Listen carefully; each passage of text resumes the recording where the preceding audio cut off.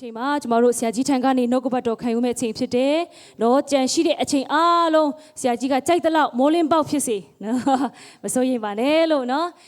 ဆရာကြီးကဆက်ပြီးတော့မှအချိန်လေးဆက်ပြီးတော့မှယူသွားမှာဖြစ်တယ်။သူထံကနေနှုတ်ကပတ်တော်အတွက်ရင်ခုန်ပါသလား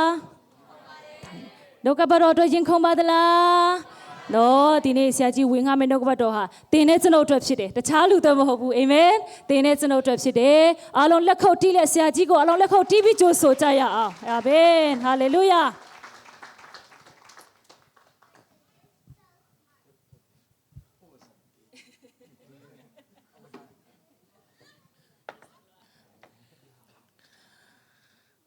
တရားဟောမယ်ဆိုရင်ဘယ်လိုစားတော့နိုင်မလဲတော့ကျွန်တော်စားတော့ခဏဖယ်ထားပါဦးโอเคအဘူဒဘီမြန်မာအသင်းတော်ရဲ့73နှစ်မြောက်မွေးနေ့မင်္ဂလာအခါသမယမှာဆရာပေါ်တော်တို့ကဖိတ်ခေါ်ပြီးတော့လာရောက်ပါဝင်ခွင့်ရတဲ့အတွက်ကြောင့်ကျေးဇူးတင်ပါတယ်ကျေးဇူးမြိုက်တယ်နဲ့အထူးလဲဂုဏ်ယူပါတယ်ဖခင်ရဲ့ကျေးဇူးတော်ကိုလည်းထူးပဲချီးမွမ်းပါတယ်ဖိတ်ခေါ်ပေးတဲ့အတွက်ကြောင့်လည်းအရန်ပဲကျေးဇူးတင်ပါတယ်လာရောက်နိုင်ဖို့ကျမ်းမာခြင်းပေးတဲ့ဖခင်ကိုလည်းကျေးဇူးတင်ပါတယ်အခွင့်အခါကောင်းကိုပေးတဲ့ဖခင်ကျေးဇူးတင်ပါတယ်အားလုံးရဲ့ဆုတောင်းပေးခြင်းကြောင့်ကျွန်တော်လည်းရောက်လာနိုင်တာဖြစ်တယ်ဆိုတော့ဒီတင်းတော်ကိုကျွန်တော်ရောက်ကြတဲ့ကစကြည်နေတာအယံပဲကျေးဇူးတော်ကိုချီးမွမ်းတယ်ကျွန်တော်ရဲ့အသွေးခေါ်ထဲမှာပေါ့ရနော်ဒီအရှိလေပိုင်းမှာအခုလိုမြန်မာခရိယန်ကြီးရှိမယ်ဆိုတာတော့မစဉ်းစားဘူးမတွေးဝန်းခဲ့ဘူးတော်တော်လေးခရိယန်ရှားပါတဲ့ဒေသလို့နားလည်ခဲ့တာပေါ့ဒါပေမဲ့ဘုရားသခင်ရဲ့မေတ္တာဤဝင်ကလေးတရားဟာဘယ်နေရာမဆိုရောက်နေတယ်ဆိုတာတွေ့တဲ့အခါမှာအယံပဲဝမ်းသာပါတယ်ဒီမှာရှိကြတဲ့ဘုရားကရွေးခေါ်ဗိတ်တိတ်ထားတဲ့ရှေးမစွာကဘုရားရဲ့အကြံစီတော်အားဖြင့်ဘုရားရဲ့တတ်မှတ်တဲ့လူတွေဘုရားကပဲခေါ်လာပြီးတော့အားလုံးခင်ဗျားတို့တယောက်စီတိုင်းတက်ကြွနဲ့တအားတပိကိုပါဝင်နိုင်တဲ့ဘက်ကနေပါဝင်ကြတယ်စီလုံးကြတယ်ညီညွတ်ကြတယ်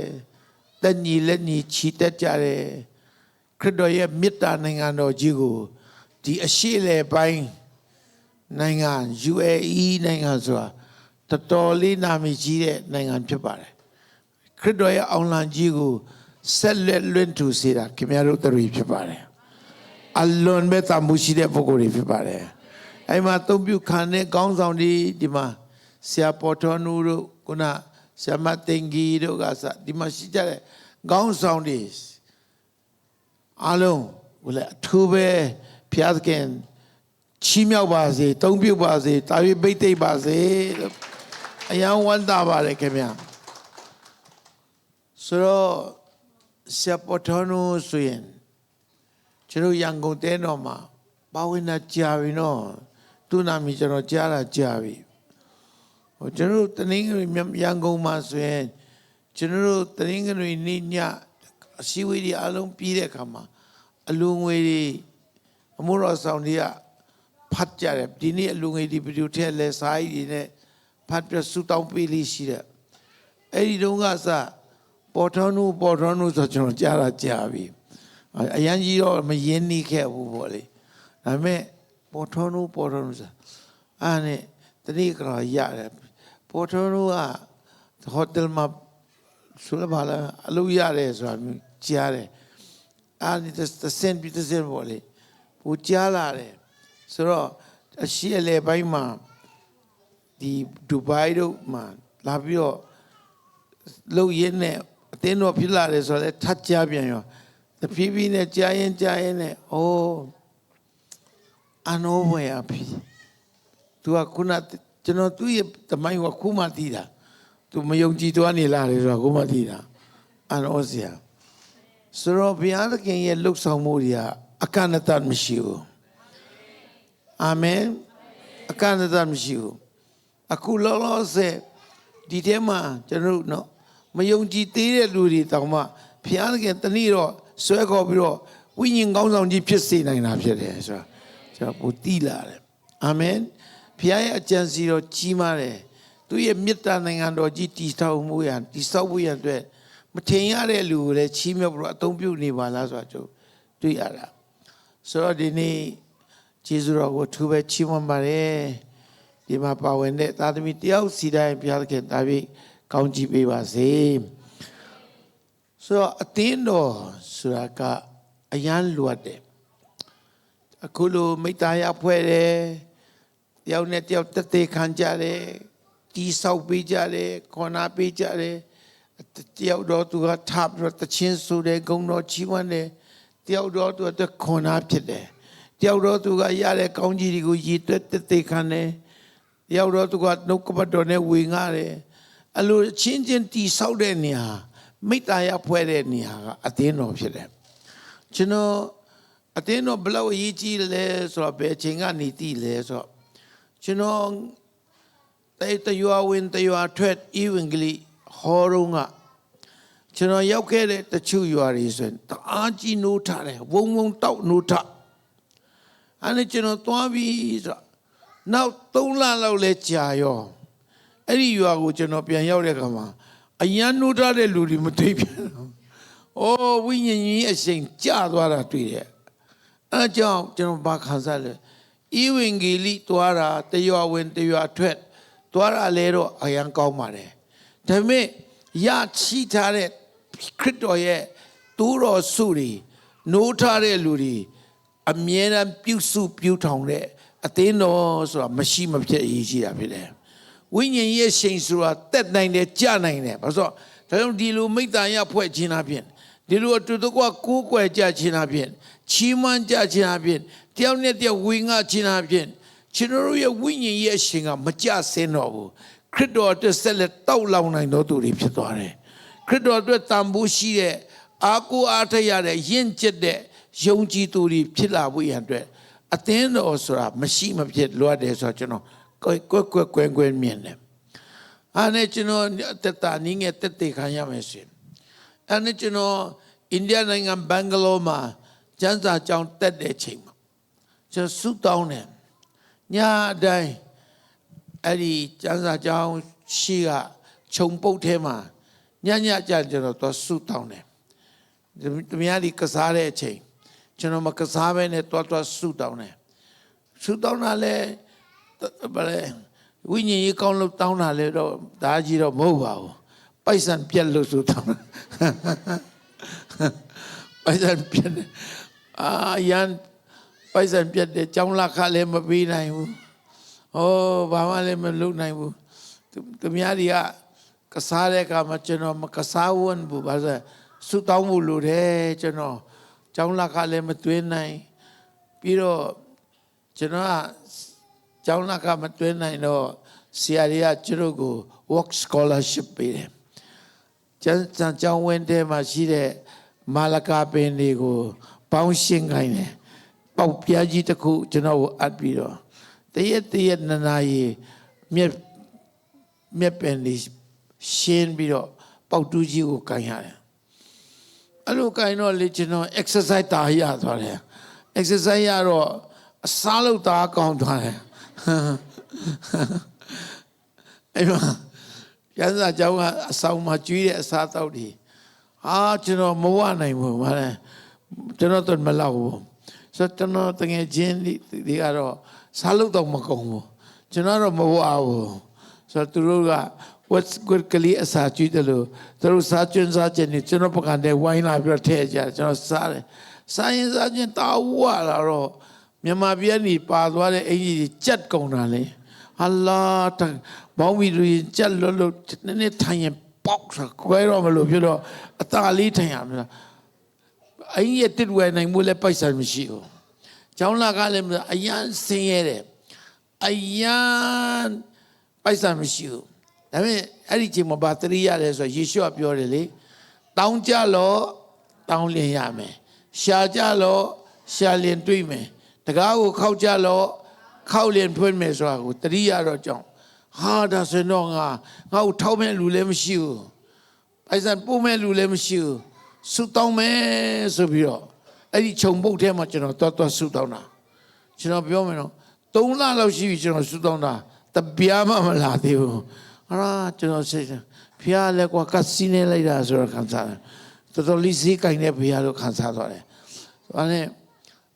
တော်သေးတယ်နော်ဖျားတဲ့ကကျွန်တော်ချစ်ချင်းမပေးတာတော်သေးတယ်လို့ကျွန်တော်အခုမှပြောအဲ့ဒီတော့တော်သေးတယ်လို့မပြောပါဘူးတော်တော်လေးဖျားတော့စိတ်ပြက်ခါနေ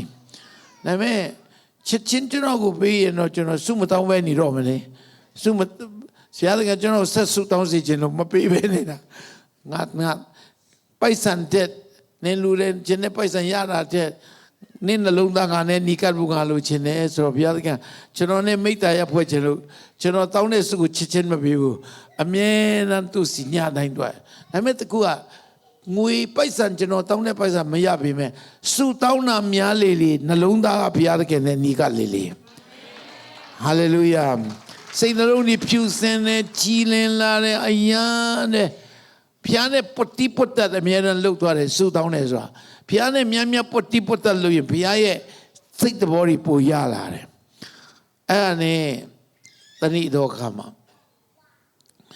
တောင်းတာကပိုက်ဆံအဲ့နဲ့တဏိဝိညာဉ်တော်ရှင်းရှင်းလင်းလင်းကျွန်တော်စကားပြောလာတယ်ပြောလာတော့တဏိတော်ခါမြန်မာပြည်ကြီးဟာယေရှုကိုတည်တဲ့အတိုင်းပြည်ကြီးဖြစ်လာမယ်အာမင်အဲ့ကြောင့်အရင်လဲဝန်တာတယ်ဒါပေမဲ့တစ်ဖက်ကနေလဲစဉ်းစားတော့ဟာမြန်မာပြည်ကြီးဘလို့ပြီးလုပ်ပြီးတော့ယေရှုကိုအသက်ရှင်တဲ့ဖန်ဆင်းရှင်ကိုကိုးတဲ့နိုင်ငံဖြစ်မလဲရုပ်တုစင်တုတွေနဲ့ပြည်တဲ့နိုင်ငံနော်ပညာတတ်တွေတတိတကြွယ်တွေနဲ့လူအများစုတွေကဘုရားကိုမတိအသက်ရှင်တဲ့ဘုရားကိုမတိပဲနဲ့ရုပ်တုစင်တုပဲကိုးကွယ်တဲ့နိုင်ငံဘယ်လိုသိမလဲဆိုလူပိုင်းနဲ့စဉ်းစားမိတဲ့ကောင်မဖြစ်နိုင်ပါဘူးဆိုပြီးတော့စဉ်းစားတယ်ဒါပေမဲ့စဉ်းစားရင်းနဲ့ဆူတောင်းဆိုဒါစင်ကိုဘယ်လိုလုပ်မလဲလို့ဘုရားဖြစ်မေးရနဲ့ရက်တော်ကြာဆက်ဆူတောင်းတဲ့အခါမှာတဏိတော်ခါရှင်းလင်းဘုရားသခင်ကကျွန်တော်ကိုစကားပြောလာတယ်ဇာခရီအနာဂတိကျမ်းအခန်းကြီး4အငယ်6မှာဘာပြောလဲဘူချီအဖြစ်မဟုတ်ဘူးတကူအာနာအဖြစ်မဟုတ်ဘူးငါဝိညာဉ်တော်အဖြစ်ဖြစ်ရလိမ့်မယ်ဘုရားသခင်ဟုတ်ပါတယ်မြန်မာပြည်ကြီးကအများစုကဘုရားကိုမတိသေးဘူးမကိုးကွယ်သေးဘူးဖျားရဲ့မေတ္တာကိုလည်းမခံစားတတ်သေးဘူးဒီတိုင်းကျင့်တော့မဖြစ်နိုင်ဘူးဒါပေမဲ့ငါဝိညာဉ်တော်အပြင်ဖြစ်မယ်ဘာအတားဆီးမှမတားဆီးနိုင်တဲ့ငါဝိညာဉ်တော်အပြင်ဖြစ်မယ်ဆိုတာဝိညာဉ်တော်ကျွန်တော်ကိုဖွင့်ပြပြီးတော့ကျွန်တော်ဆက်ဆုတောင်းတဲ့အခါမှာဝိညာဉ်တော်ကကျွန်တော်ကိုဗာပြောလဲဆိုဒီကျမ်းစာကျောင်းကနေပြီးတဲ့အခါမှာရှိပြီးသားအသင်းတော်ကိုမတွားပါနဲ့ဘာမှမရှိသေးတဲ့နေရာမှာယုံကြည်ခြင်းနဲ့တွားပါတုံရကနေအသင်းတော်စပါ1 ယောက်2 ယောက်3 ယောက်တဖြည်းဖြည်းလာမယ်ခရစ်တော်ကိုသာယုံကြည်ကိုးစားတဲ့အသင်းတော်တန်ရှင်သောဝိညာဉ်တော်နဲ့ပြုဝတဲ့အသင်းတော်ခရစ်တော်ချစ်တဲ့ပျောက်ဆုံးသောဝိညာဉ်တွေကိုချစ်တဲ့အသင်းသားအ ਨੇ ဆုံး1000ရကိုဆုတောင်းပြီးတော့အဲ့ဒီတော့ရန်ကုန်မြို့တော်ဆိုမြို့တော်ရန်ကုန်ကိုသွားပါတဲ့ကျွန်တော်တောသားလေကလေးမြို့နယ်နားနွယ်ရွာကတကက်တော်ရွာကဆင်းရဲတဲ့တောသားမိဘမဲ့ကလေးအဖေတော်မမြင်ဘူးတဲ့သူကျွန်တော်မိက9 နှစ်သားရွယ်မှာဆုံးပြန်ရောအဖေရောအမေရောငယ်ငယ်လေးနဲ့ဆုံးပါတော့တောသားလည်းဖြစ်သေးတယ်ဆင်းရဲသေးတယ်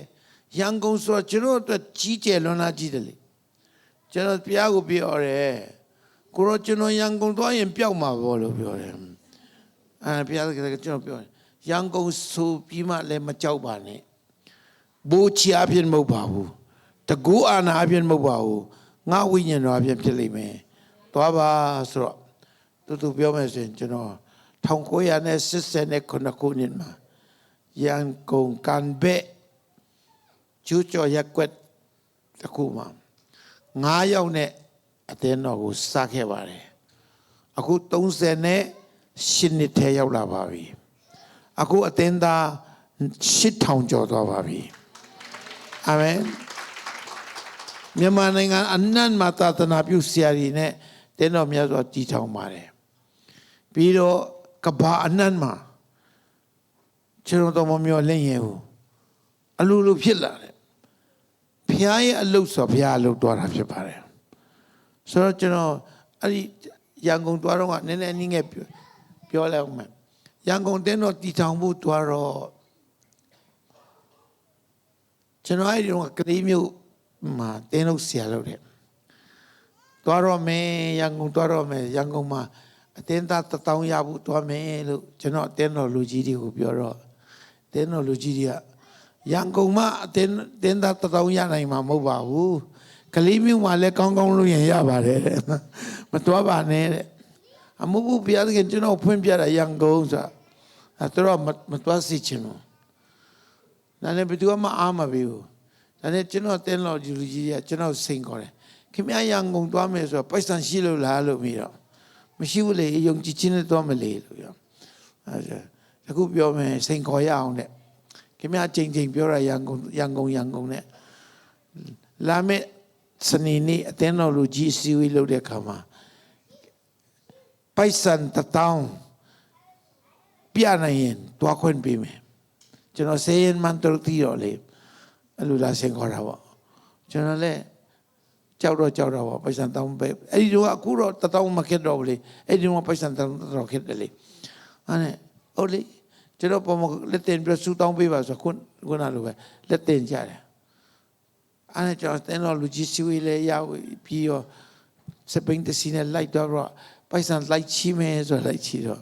မူဆိုးမအိမ်တိုင်ရောက်သွားတော့အဲ့ဒီမူဆိုးမရှိမှကျွန်တော်ရန်ကုန်မှာဒီလိုတင်းတော်ထောင်ဖို့ဗျာဖွင့်ပြနေတယ်ပိုက်ဆံ1000ရှိရင်တော့ကျွန်တော်တင်းတော်လူကြီးတွေတွားခွင့်ပေးမယ်တဲ့ပိုက်ဆံ1000လေးပါလေးချီးပေးမလားဆိုအဲ့ဒီမူဆိုးမှလည်းစိတ်တူတီသွားတယ်တဲ့ဆရာရဲ့ပိုက်ဆံတော့အများကြီးမရှိဘူးဒီ1000တော့ဆရာရဲ့ယူပါရုံကိုအားပေးတဲ့အနေနဲ့ချီးပေးမယ်နော်ဒါပေမဲ့ဆရာရဲ့ချီးစုပြီးပြန်ဆက်ဖို့မမေ့နဲ့နော်အဲ့လိုပြော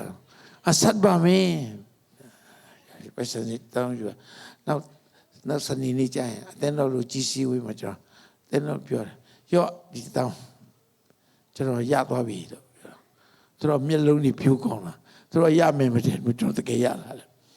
အဲ့ဒါသူကခွင့်မပြုလို့လည်းမရတော့ဘူးဂတိရှိပြီသားဆိုဝတ်တကောင်တတ်ပြီးတော့နှုတ်ဆက်ပွဲလုပ်တယ်အဲ့ဒါကျွန်တော်ရန်ကုန်ကိုသွားဖို့သွားတဲ့အခါမှာမန္တလေးလဲရောက်ရောအဲ့မှာအရာရှိတယောက်ကမန္တလေးနန်းတွင်ထဲမှာကျွတ်ရိတ်မှာတရားဟောပွဲတစ်ပတ်လောက်လုပ်ရအောင်ခဏနေပါအောင်ဆိုဒါလည်းကျွန်တော်လည်းအဲ့မှာနားရင်နဲ့ဟောနေတယ်အဲ့ဒါတပတ်ပြီးခါနေစနေနေ့နေ့လေမှာမြန်မာအတန်ကနေတရင်ချီရတယ်အခုချိန်ကနေစပြီးတော့85ကျပ်တန်35ကျပ်တန်25ကျပ်တန်ဒီတရားဝင်ငွေအဖြစ်ကနေရဆိုင်လိုက်ပါသည်ပုံစိန်လွင်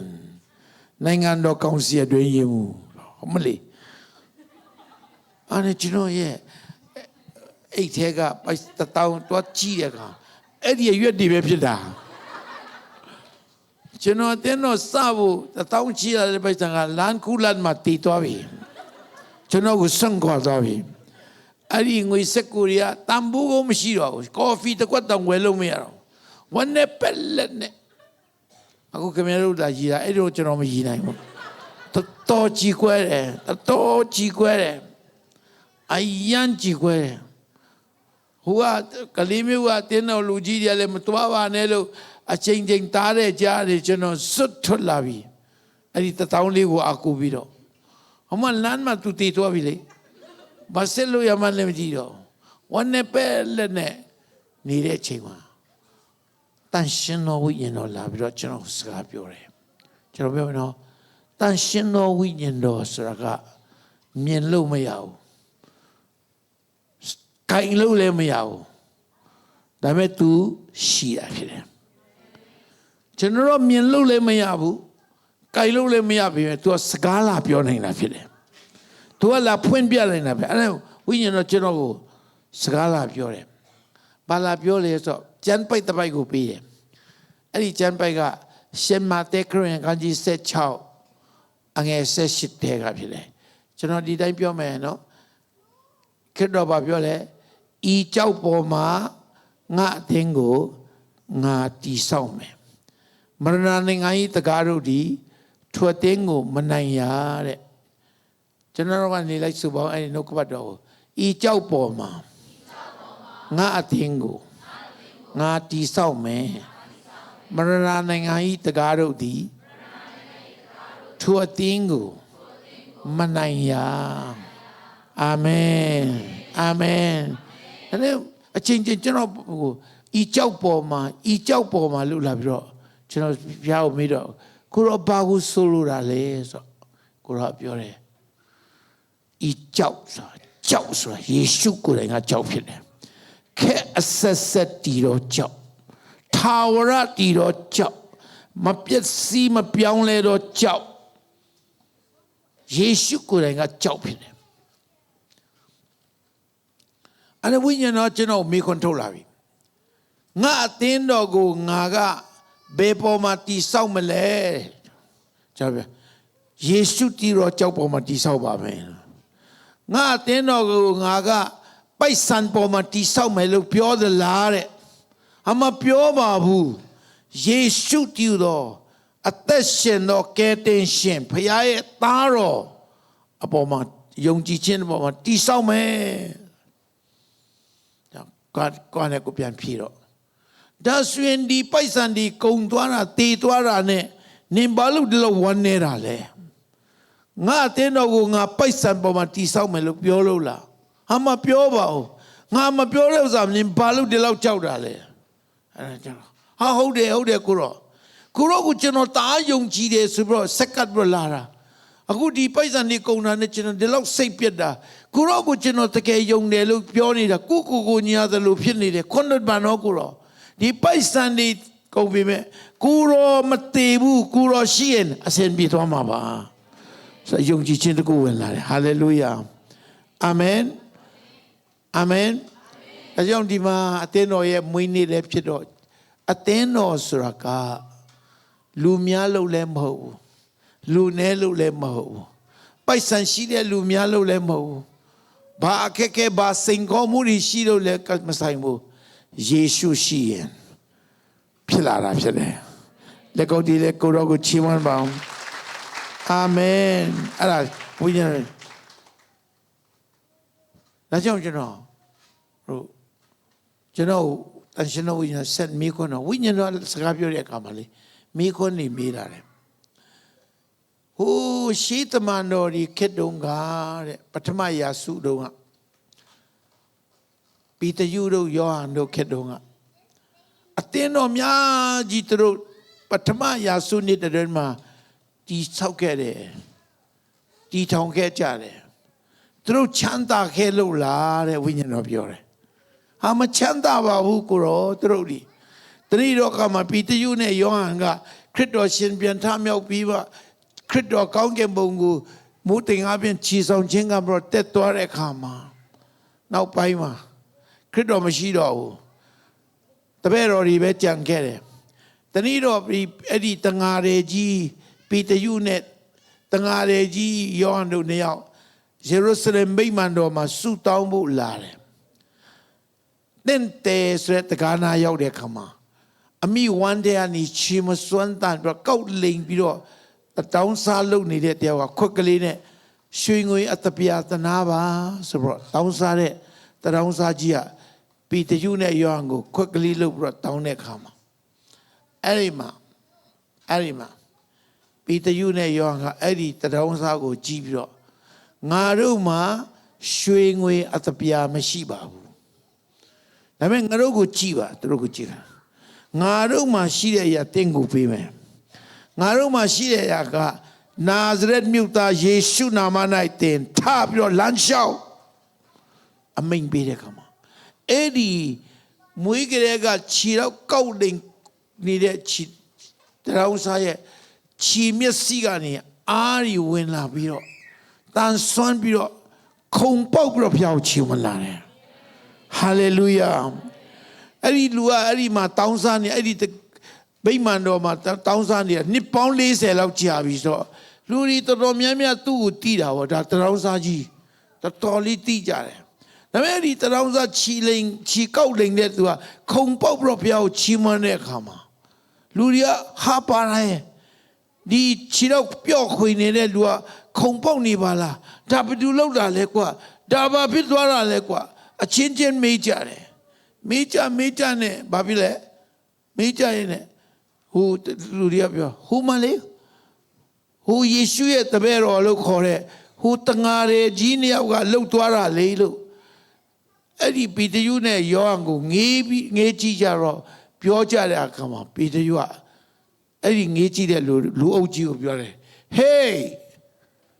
ခင်ဗျားတို့ကဤအမှုကိုငါတို့ကလှုပ်တယ်ထင်ပြီးတော့ငါတို့ကိုပဲငေးကြည့်နေတယ်ဟုတ်လားငါပြောမယ်နားထောင်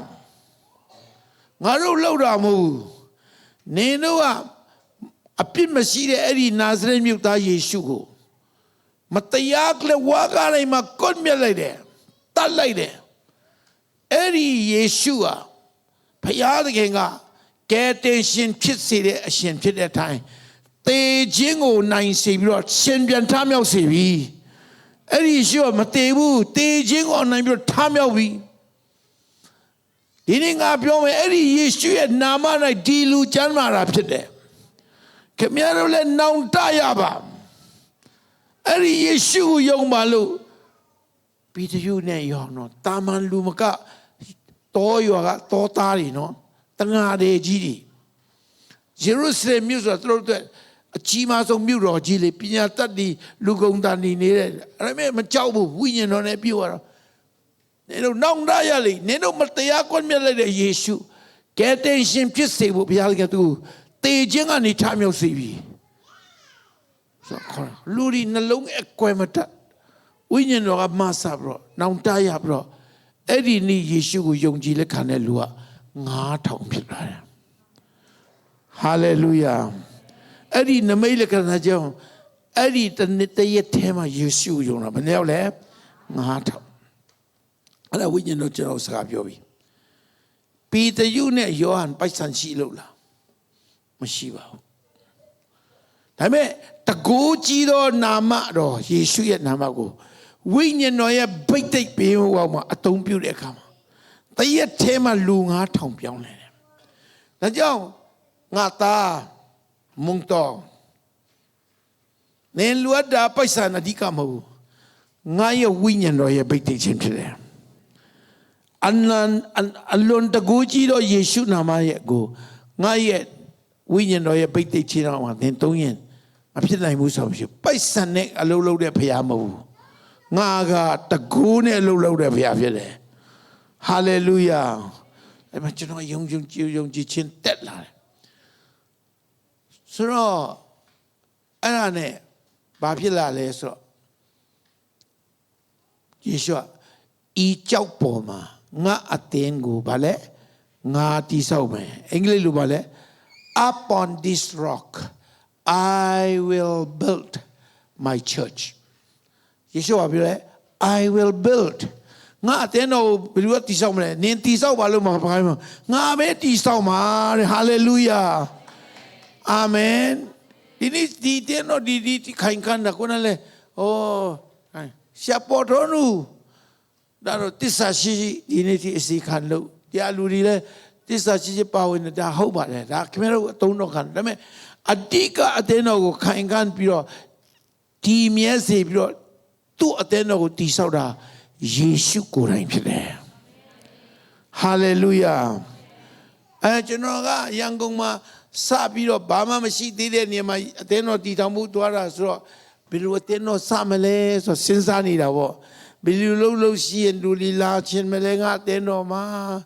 ဆိုပြီးစဉ်းစားနေတာဒါပေမဲ့ယေရှုကပြောတယ်ငါတည်ဆောက်မယ်တဲ့ not you ခင်ဗျားမဟုတ်ဘူးတဲ့ငါပဲလုပ်မှာငါအလုပ်ကိုငါလုပ်မယ်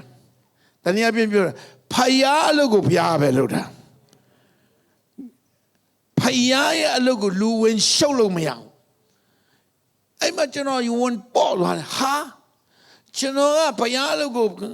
ငါဘယ်လိုလုပ်မလဲဆိုတော့တောင်းစဉ်းစားလိုက်မြောက်စဉ်းစားလိုက်နိုင်စဉ်းစားပြီးတော့အခက်တွေ့နေတာအခုတော့ယေရှုကပြောတာငါတည်ဆောက်မယ်ဟာလေလုယာ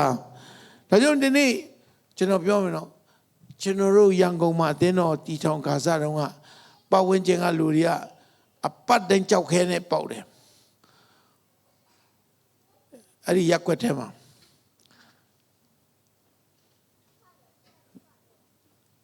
ကြောက်ခဲနဲ့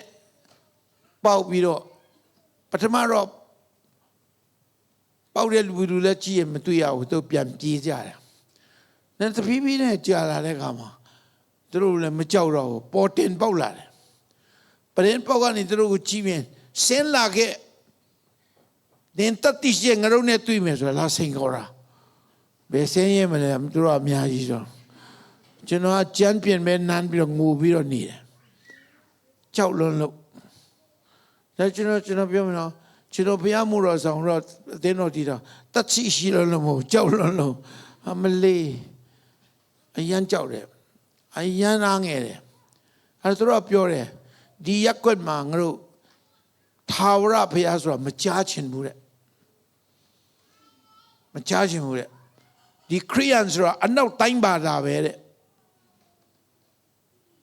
နောက်ဆုံးဘာလာပြောသေးလဲဆိုချင်းဘာသာလို့တော့ပြောနေတယ်။အော်ယေရှုကချင်းဘာသာဖြစ်သွားတယ်။ကျွန်တော်ပြောတာမဟုတ်သူတို့ပြောတာ။ခင်ဗျားတို့ချင်းဘာသာယေရှုကချင်းဘာသာဆိုယူလိုက်မလေလို့ကျွန်တော်ပြောလိုက်။ဒါပေမဲ့သူတို့ကနှိပ်စက်တဲ့ပတ်တိုင်းကြောက်ခဲတဲ့ပေါ့အော်ဟစ်ချိန်မောင်းအားနဲ့ကျွန်တော်အရာအားငယ်ပြီးတော့နေတဲ့ချိန်ဆုတောင်းတယ်။ဒါပေမဲ့ဘုရားသူ့အသင်းတော်တိဆောက်တယ်ဆိုတဲ့အတိုင်းပဲအဲ့ဒီကြားထဲကနေတပီးပြီးဘုရားကောင်းကြီးပေးပြီးတော့မြုပ်ထဲအထိပြောင်းမှုကျွန်တော်ဆုတောင်းတယ်မြုပ်ထဲမှာငါးထပ်တိုက်တကူတွေ့တယ်ဘာလို့ငါးထပ်တိုက်ကိုတွားရွေးတယ်လဲဆိုတော့မလဲကြောက်ခဲနဲ့ပေါ့ရင်ကြောက်ခဲမရောက်ဘူးအဒီကကျွန်တော်ပေါ့ရင်တို့ကောင်းပေါ့ပြန်ထိပြီအဲ့လိုပဲဒါနဲ့အပေါ်ထပ်ကိုပဲကျွန်တော်ဆုတောင်းတယ်အဲ့လိုပဲဆယ်အဲ့ဒီမှာကျွန်တော်တို့တရားဝင်ငွေတွေလဲကုန်ခါစားဆိုတော့တရားဝင်ငွေတွေလဲကုန်ခါစားဆိုတော့ကျွန်တော်တို့လူကလည်းနည်းနည်းလေးပဲရှိသေးတယ်ဆိုတော့အလူငွေကောက်ရင်တနင်္ဂနွေနေ့မှာစက်တရားရတဲ့နေရာတော်ပျော်တဲ့နေ့စက်တရားဘာလာခလည်းမရှိဘူးဘာထောက်ပံ့မဲ့လူလည်းမရှိဘူးအဲ့ဒီအလူငွေနေနဲ့ဖြစ်တယ်လို့သူကအသက်ရှင်တယ်အဲဒီတော့ကထောက်ပံ့တဲ့လူလည်းမရှိဘူးယုံကြည်ခြင်းနဲ့အားနဲ့မြို့ထဲမှာအခန်းတီလီလူ20ဆန်းမဲ့အခန်းကိုတွားမိတော့စဘောကတသိန်းခွဲတဲ့ကျွန်တော်တို့ရတဲ့အလူငွေကတပတ်100ဆိုတာတသိန်းခွဲနဲ့100ကတော်တော်ကွာသွားတယ်လေဆိုတော့ကျွန်တော်တို့တောင်ကြီးလို့အခက်ခဲတောင်ကြီးလို့ကြီးမားနေတာကိုရောဘယ်လိုလုပ်မလဲဆိုကဲတောင်ကြလို့တောင်းနေရမယ်ဆိုတဲ့အတိုင်း10ရက်စာရှောင်းတယ်အိုင်စာရှောင်းစာမစားဘူးစူတောင်းတယ်စပွဲထူလိုက်နာယံထူလိုက်ချမ်းပြန်ထူလိုက်ကိုရောပြီးတော့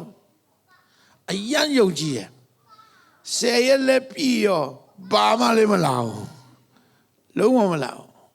ဘယ်လိုလုပ်မလဲဆိုဘယ်လိုလုပ်မလဲလို့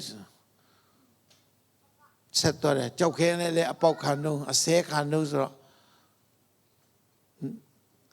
နောက်တလားကျရင်စုမတောင်းလို့မဖြစ်ဘူးမရမချင်းတောင်းမယ်ဆိုတာဒုတိယလကျရင်10ရက်စာချောင်းတယ်မရဘူးတတိယလမှာလည်း10ရက်စာချောင်းတယ်မရဘူးစတုလလမှာလည်း10ရက်စာချောင်းတယ်မရဘူးပြင်စမလမှာလည်း10ရက်စာချောင်းတယ်မရဘူးစတ္တမလမှာ6လမှာလည်း10ရက်စာချောင်းတယ်မရသေးဘူး မရသေးတော့ဘာလို့ရမှန်းတယ်မသိတော့တကယ်ချင်းတယောက်ကပြောတယ်ဒီတိုင်းသူပဲတောင်းနေရင်ကောင်းကျင်ကွာနေအထုတ်ကြီးကြလာမှလည်းမဟုတ်ဆိုတော့တော်ပြီးတော့ပိုက်ဆံရှိတဲ့လူတွေမှာလိုက်ချီးပါဆိုတာအကြံလာပြီးတော့လည်းကျွန်တော်လည်းပိုက်ဆံရှိတယ်လို့ကြားဘူးတဲ့လူတွေမျိုးစာရေးတယ်ပိုက်ဆံကူညီတောင်းတယ်အဲ့ဒီစာနှစ်38နှစ်ရှိပြီအခုဒီပြန်စာမလာသေးဘူးတော်ဒုက္ခရတယ်အားနဲ့ဒီလူနေမန္တလေးကိုရောက်တော့မန္တလေးမှာချီးမွမ်းကိုယ်ွယ်ခြင်းကိုလာတင်တန်းပြပါဆိုတော့တော်တင်တန်းသွားပြီးရင်ပိုက်ဆံတလောက်ခက်ခဲတဲ့ကြားရနေချီးမွမ်းကိုယ်ွယ်ခြင်းသွားတင်ပြီးရင်ဘယ်လိုကာရမလဲဘယ်လိုခုံရမလဲဘယ်လိုလုပ်ကုတ်တီးရမလဲတင်ရင်လည်းကျွန်တော်ဘောမှာသွားကနေတာတပတ်လောက်လဲကြာရောတတိရတယ်ဟာဒီမှာကျွန်တော်ကနေတာရန်ကုန်ကတင်းတော့ဒုက္ခရောက်နေတာဆိုတာတတိရတယ်အဲ့နဲ့အမကချင်ညမနဲ့ရောက်လာတယ်တင်တန်းမှာဟာဆရာကြီးကျမတို့ဦးလေးကလည်းနှစ်သက်မင်္ဂလာဆုတောင်းပြီးဆရာမုံတောင်ရောက်တော့ဖိတ်ခဲ့ပါအောင်ဆိုတာအဲ့ဒီအိမ်လိုက်တော့အဲ့ဒီမိသားစုလည်းနည်းနည်းနော်မိသားစု24ရောက်တောင်သူမတွေကကုံလုံးအိမ်မှာထိုင်ကြတယ်ဆုတောင်းပေးပါဆိုတာကျွန်တော်လည်းတောင်းလိုက်တာအရှင်ကကောင်းတယ်တယောက်ပြီးတယောက်ကောင်းပေါ်လက်တင်ဆုတောင်းနေ7 နာရီကျော်သွားတယ်ညနေသွားတယ်အဲဒီကမန္တလေးမှာ confusion 7 နာရီကျော်ရင်အပြင်မထွက်ရတနတ်နဲ့ပြစ်မယ်ဆိုတော့7 နာရီကျော်သွားတော့အိမ်ရှင်ကဆရာမပြန်နဲ့တော့တနတ်တပြစ်ခံရမယ်ဒီမှာပဲအိတ်လိုက်ပါဆိုတော့ကျွန်တော်ဟုတ်တာပဲအဲ့ဒါနေလိုက်မလေးဆိုနေလိုက်တော့အဲ့ဒီကချင်မိသားစုကလည်းသူတို့ကချင်လိုပဲပြောတယ်ကျွန်တော်ကချင်လိုတလုံးမှနားမလဲဘူးလေအချင်းချင်းကချင်လိုပြောချင်ကျွန်တော်လည်းမပြောတော့ဘူးဒီတယောက်ဒီလူတွေကလည်းနေလဲနေခိုင်းတဲ့စကားလည်းမပြောဘူးဘယ်လိုလဲမသိဘူးဆိုတာစဉ်းစားနေတာအဲ့နဲ့ကျွန်တော်ဟိုဒါဆိုအဲ့ဒီအရှင်ကပါလားဆရာဒီလောက်တော့မကျွန်တော်တို့ဆူတောင်းပေးတာကျွန်တော်ဆရာတို့ဆူတောင်းပေးခြင်းနဲ့ဘာတောင်းပေးရမလဲဘာခက်ခဲရှိတယ်လို့လာပြီးတော့အဲ့ဒါကျွန်တော်ခုနတသိန်းခွဲကိစ္စပြောတော့တာပေါ့အဲ့ဒီဟိုကြီးကမတ်တရပြီးတော့ကချင်လူတောင်းတော့တာအားရပါရကျွန်တော်လည်းသလုံးမနာမလဲသူမိသားစုတွေကအာမင်ထူတဲ့ကကျွန်တော်လည်းအာမင်ထူတာနဲ့ထူတော့အဲ့ဒီအကိုကြီးကမေးတာပေါ့အဲ့ဒီရှင်ကဆရာအဲ့ဒီတသိန်းခွဲဆရာတို့လူအပ်တာဘယ်တော့လူတာလဲလို့ပြောဘယ်တော့လူလဲဆိုတာကျွန်တော်တို့အဲ့ဒီပိုက်ဆံလာရှင်းမယ်လို့ပြောတာရက်ချင်းတောင်10ရက်ကျော်သွားပြီလို့ကျွန်တော်ပြောဟုတ်လားဒါဆိုရင်မပြီးရင်ဘယ်လိုပဲမပြီးရင်တော့ရက်ကွက်ကကျွန်တော်ခဏသီးလာပြီးနေပြီကျွန်တော်ဘုရားကြောင့်ပေးရတော့မယ်ဆိုဟုတ်လားဆိုဆုတောင်းပေးနေမယ်ဒါပေမဲ့နော်ဆရာခုနကျွန်တော်ဆရာတက်မတည့်ဆုတောင်းပြီးတော့ဒီဆရာရဲ့လူအပ်ချတာကျွန်တော်တာဝန်လို့ခံစားရတယ်အဲ့ဒီကချင်းအကူကြီးကပြောတယ်ဟုတ်လားလို့ကျွန်တော်ပြောကျွန်တော်ကတော့အခုလောလောဆယ်ဒီမန္တလေးမြို့လေကောင်မှာဒီတိုက်ကြီးကျွန်တော်ပိုင်တာအောက်မှာရှိတဲ့ကားတွေလည်းကျွန်တော်ပိုင်တာဆရာကြီးတသိန်းခွဲနဲ့ကားတာဒုက္ခရောက်တာတော့ကျွန်တော်မခံစားပေးတတ်တော့ဘူးဗျာကျွန်တော်ကူညီချင်တယ်ဒါပေမဲ့လက်ထဲမှာပိုက်ဆံလောလောဆယ်မရှိလို့ဆရာနောက်10ရက်လောက်ဆိုပြန်လာနိုင်မလားပိုက်ဆံအစင်တန်းထားပြီးမယ်ဆိုကျွန်တော်ပြန်မလာဆရာမရှိမလဲအေးစေးပေါ့လာမှာပေါ့လို့အဲ့လိုလေသူကပြီးမယ်လို့လည်းပြောရောသူ့မျိုးသမီးကငူတော့တာဗျခုနကျွန်တော်ခေါ်တဲ့သူမနှစ်ယောက်လည်းငူတော့တာငူကြတယ်ငူယုံကောက်မှအင်တာဘက်တွားလိုက်ပြန်လာလိုက်တုတ်လိုက်ပါလိုက်ဖြစ်ကုန်တာအဲ့ဒါဒီကူရတိန်ခွဲပြီးမယ်လို့လည်းပြောရောမိသားစုတွေငူကုန်ပြီဆိုကျွန်တော်ကဒီအိမ်မှာလာပြဿနာဖြစ်သွားခိုင်းတဲ့လူဖြစ်မယ်ဆိုတာအယမ်းနာသွားတယ်အဲ့ခဏညအမေအဲ့ဒီသူ့မိန်းမလာပြောဆရာကျမတို့ငိုတာစိတ်မကောင်းမဖြစ်ပါနဲ့ကျမမျိုးသားက ဆရာတဆူတောင်းပြီးချင်းကျမမြို့သားကိုကျွန်တော်ပြောတယ်ဒီတသိန်းခွဲအတွက်9000လက်ဆောင်ပေးရအောင်တသိန်းကိုချီးပေးရအောင်လို့ကျမမြို့သားကိုပြောလိုက်တော့ကျမမြို့သားကတခါလေကျမကိုဟောက်လိုက်တယ်တဲ့ချီးတဲ့အလုပ်တွေမလုပ်ဘူးရှုပ်တယ်လို့အပြတ်ပြောလိုက်တော့ဆရာလုံးဝမရတော့ဘူးထင်လို့ဆရာအတွက်အယံဝမ်းနေသွားတာတဲ့အခုတော့ချီးဘူးမဟုတ်လား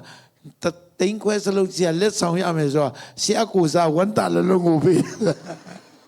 တကယ်ရတယ်လို့ဝန်တာပြမယ်ဘာပြောရမလဲပါစားခေါင်းလောင်းနေပဲလို့နေတာအဲ့နဲ့ကျွန်တော်တူပြန်နောက်10ရက်ကြာအဲ့ဒီမန္တလေးကိုပြန်သွားတော့တသိန်းခွဲသူတို့ကခေါ်ရဲထုတ်နေကျွန်တော်တသက်မှာပိုက်ဆံအများဆုံးမြင်လာတာကောင်းကောင်းထုတ်ပြီးတော့လင်းမန်ပေါ်မှာထင်ပါတပွဲတစ်ခုပေါ်မှာတင်ပြတင်ဖြူပြခင်းပြီးတော့ကျွန်တော်ဟိုဗုဒ္ဓဘာသာဘုန်းကြီးထိုင်တယ်လို့ထိုင်ခိုင်းတယ်ထိုင်ပါဗုဒ္ဓဘာသာဘုန်းကြီးတွေစွမ်းကတ်တယ်လို့လက်ကတ်ဆရာတသိန်းခွဲဆိုဟောပြောသလားမပြောနဲ့ဒါကြောင့်ကျွန်တော်အဲ့ဒီမှာပါနာလဲဆိုစုတောင်းရင်တကယ်ရတယ်ကြာကောင်းကြာမယ်ဒါပေမဲ့တကယ်ပြီးတော့ဖေရဖြစ်တယ်အဲ့ဒီအနည်းကျွန်တော်ရန်ကုန်မှာတိုက်ခန်းငါပြီးတော့ကြောက်ခဲနဲ့ပေါက်ရဲတယ်လို့ပေါက်စံမမီတော့ဘူးအပေါ်ဆက်ထပ်ကြောက်အဲ့မှာကျွန်တော်အသေးတော့တိုးတက်တာအခု38နှစ်ရှိပြီအသင်းသား1000ကျော်ဖြစ်ပါပြီအိမ်ထောင်ပေါင်း1200ကျော်ရန်ကုန်တဲ့တော့မှာဟိုမှုတော်ဆောင်ပေါင်း100ကျော်ချိန်ပြီးမှုတော်ဆောင်တွေရှိတယ်ပြီးတော့နေမှာတဲ့တော့ပေါင်း100ကျော်မြို့တိုင်းမှာတော်တော်များများမှာတည်ထောင်သွားပြီဘုရားသခင်ကသူ့အသင်းတော်ကိုသူတည်ဆောင်တာဖြစ်တယ်ဟာလေလုယာအသင်းတော်ဒီလောက်ကျွန်တော်တနင်္ဂနွေနေ့ကျတော့ကျွန်တော်တဲ့တော့မှာတရားနာဘူးဆိုလူဒီဟိုမော်ပြီးအကျော်ကနေဘတ်စကတ်တွဲလွဲ3နာရီလောက်ဘတ်စကတ်တွဲစီးပြီးတော့လာပြီးတော့တရားနာဘူးလာတယ်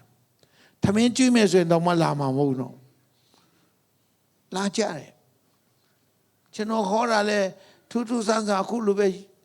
အဖြစ်ပြပန်းကိုတတိခါနာပဲရှိတယ်လေဒါမဲ့တော့နောက်လူဒီလာတယ်စုလိုက်ပြုံလိုက်လာတယ်တိုးတက်တယ်ဒါကြောင့်ကျွန်တော်ပြောချင်တယ်လေဆိုတော့ကျွန်တော်တော်လို့အတင်းတော်တိုးတက်တာမဟုတ်ယေရှုကငါအတင်းတော်ကိုငါတည်ဆောက်မယ်ယေရှုကသူ့ရဲ့အလုပ်ကိုယနေ့အထိလုပ်နေစေဘာဖြစ်လဲသူဒီအသက်ရှင်တော်ယေရှုဖြစ်တယ်မနေ့ယနေ့နောင်ကာလမပြောင်းလဲတော့ယေရှုဖြစ်တယ်သူဒီတတ်နိုင်တော်ယေရှုဖြစ်တယ်သူนี่၎င်းဒီနေ့ဒီအဘူတဘီတဲ့တော့ဘာဖြစ်လို့ဒီနေ့ထိရှင်တန်တယ်လဲရှာပေါ်တော်နုတတ်နိုင်သောကျူးစားတယ်ကြီးကျူးပါတယ်ဒါပေမဲ့သူနဲ့သူရှိတော်ယေရှုဟာလေလုယာသူကိုစေခိုင်းတော်ယေရှုသူအတဲ့တော်တည်ဆောက်နေတာပြီအာမင်ခုနဒူဘိုင်အတဲ့တော်တချင်းလာဆိုကြတဲ့ဆမတင်ကြီးတို့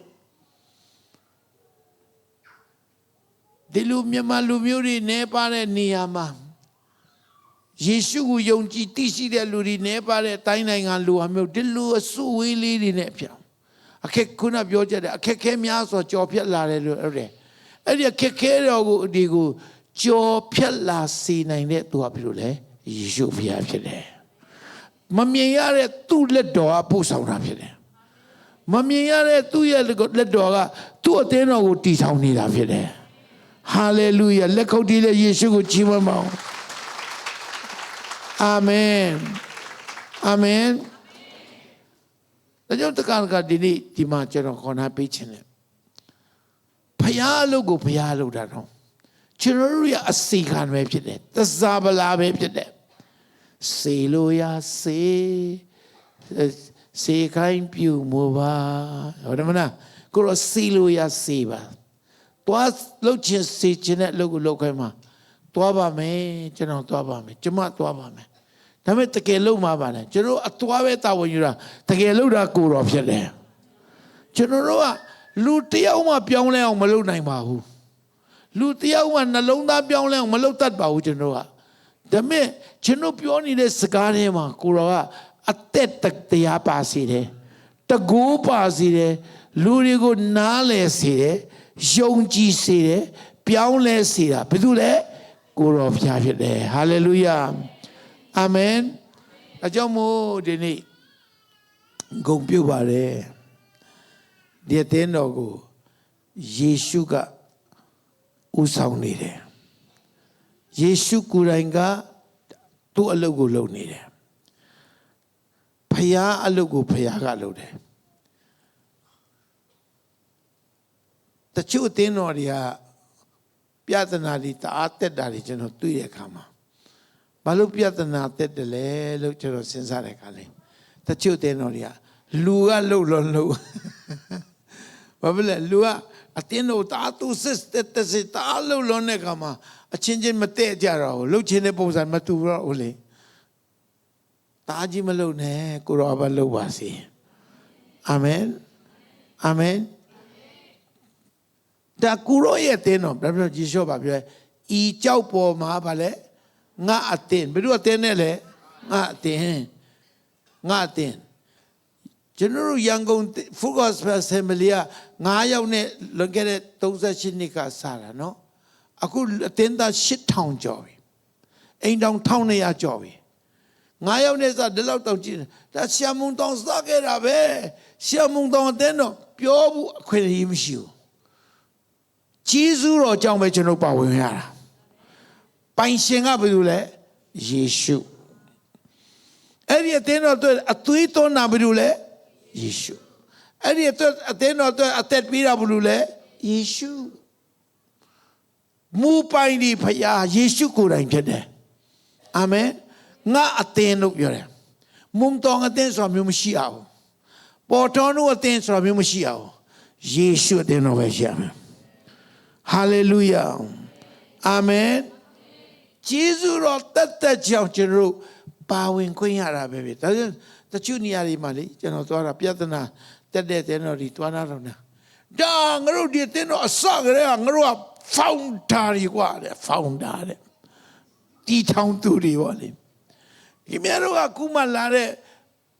အခုမှပေါ်တဲ့လူတွေလာပြီးတော့တိတ်ပြီးဆရာမလုပ်ချင်နဲ့ငါတို့ရဲ့ founder ဘာ founder လဲ founder ဒီယေရှုပဲဖြစ်တယ်လာအာနာမပြနဲ့ငါတို့လူလာမကြော်နဲ့ပြောစရာအကြောင်းမရှိဘူးဂျေဇုတော်ကြောင့်ကျွန်တော်ဒီနေ့ဘုရားကထားသေးလို့ပါဝင်ရသေးတာနော်ဘုရားမထားတော့ရင်ကျွန်တော်အချိန်မရွေးဖယ်နိုင်တာဖြစ်တယ်ဟာကျွန်တော်မရှိရင်လည်းပဲကျွန်တော်တို့တဲ့တောင်မှတော်တဲ့လူတွေဘုရားပေးနိုင်တာဖြစ်တယ်အာမင်အဲ့လိုခံယူရမယ်ဒါကြောင့်အတင်းတော်မှာပါပဲလေဦးကောင်းဒီယေရှု foundation ဒီယေရှုအတင်းတော်တည်ဆောက်တော်သူဒီဘယ်လိုလဲယေရှုဒါကြောင့်အသင်းတော်ရဲ့ပိုင်ရှင်ဒီဘူးလေယေရှုဒါကြောင့်ဘုန်းကြီးခြင်းဂုဏ်ပြုခြင်းချီးမွမ်းခြင်းအားလုံးဟာအသင်းတော်မှာရှိတယ်ဘယ်သူကပဲရတဲ့လဲထာဝရရှင်ယေရှုကပဲရမှာဖြစ်တယ်အသင်းတော်မှာအာနာရှိဆုံးဒီအများအားဘူးလေယေရှုပဲဖြစ်ရမယ်ဟာလေလုယာငါဖောင်တာမလို့ငါသဘောတိုင်းဖြစ်ပါစေဆိုတဲ့စိတ်မရှိပါဘူးရှိတဲ့တနည်းတော့ကြာစင်တော့မယ်ယေရှုသားလည်းကြီးမြတ်ပါစေယေရှုသားလည်းဘုန်းကြီးပါစေဟာလေလုယာသူဟာဒီအသင်းတော်ဖြစ်တဲ့ကျွန်တော်တယောက်စီတဲ့သူ့အသက်ကိုပေးခဲ့တဲ့ယေရှုသူ့အသွေးတော်ကိုသွန်းခဲ့တဲ့ယေရှုသူကလူလို့မရအောင်ဒါကြောင့်ဤကြောက်ပေါ်မှာငါအသင်းကိုဘာလို့လဲငါတိဆောက်မယ်ကိုတော့တိဆောက်တာဆက်တိဆောက်အောင်မယ်ဒီမှာဆက်တိဆောက်အောင်မယ်ယေရှုမတည်သေးဘူးသူလည်းပြန်မကြွလာသေးဘူးသူဘုန်းတော်အတွက်သူ့အတဲ့တော်သူဆက်လက်ရှင်သန်စေမှာဖြစ်တယ်အာမင်အခက်အခဲမရှိဘူးလားရှိကောင်းရှိမယ်အဲ့ဒီအခက်အခဲတွေကပူ၍ဘုရားရဲ့ဘုန်းတော်ကိုမြင်ရဖို့ပဲဖြစ်လာလိမ့်မယ်အာမင်ကျွန်တော်ရှင်အချင်းချင်းအဲ့ဒီတော့2004 2005ခုနှစ်လောက်မှာဆိုနိုင်ငံတော်ဆိုရနေတ တိုက်ခန်းမှာဘုရားမရှိခိုးရတော့ဘူးဆိုအမိန့်လာထုတ်တယ်ဟာဘယ်သွားရမှန်းလည်းမသိဘူးတွားကြတော့မယ်ဆိုရက်ကလူကြီးတွေကိုမုံပုံးနေတယ်ပြောပြီးတော့မုံပုံးလည်းအပေးမခံတော့လက်ဆောင်တွေတွားပြီးမရတော့မြို့နယ်ရုံးတွားလည်းမရတော့ဘယ်လိုမှမရတော့ခင်ဗျားတို့ဒီပတ်တိုင်းကနေဘုရားလာရှိခဲ့အောက်မှာရဲတွေနဲ့ဆောင်တော့လာတဲ့ဘုရားရှိခိုးလာတဲ့လူတိုင်းတခေါ်ရဲရဲတွေမောင်းထုတ်ခိုင်းမယ်ဆိုတော့နောက်ဆုံးကျွန်တော်တို့ကိုကာကွယ်မဲ့နိုင်ငံတော်အစိုးရကတော့မှကျွန်တော်တို့ကိုအကာအကွယ်မပေးတော့ပဲမောင်းထုတ်တယ်ဆိုရတဲ့ဘယ်သူကိုတွားကူတော့မလဲမမြင်ရတဲ့အဖဖရားကိုအာမင်လူအမြင်မှာတော့နိုင်ငံတော်အစိုးရဆိုကျွန်တော်တို့ရဲ့ဖခင်နေဒါပေမဲ့ဒီနိုင်ငံတော်အစိုးရကိုယ်ကကျွန်တော်တို့ကခွင့်မပေးတော့ဘူးဆိုတော့ကျွန်တော်ဘယ်သူ့အားကိုးမလဲအားကိုးစရာမရှိဘူးလေကျွန်တော်မှာဘာပါဝါမှလည်းမရှိဘူးနည်းနည်းလေးမှလည်းမရှိဘူးအဲ့နဲ့ကျွန်တော်ကငိုပဲငိုတာပေါ့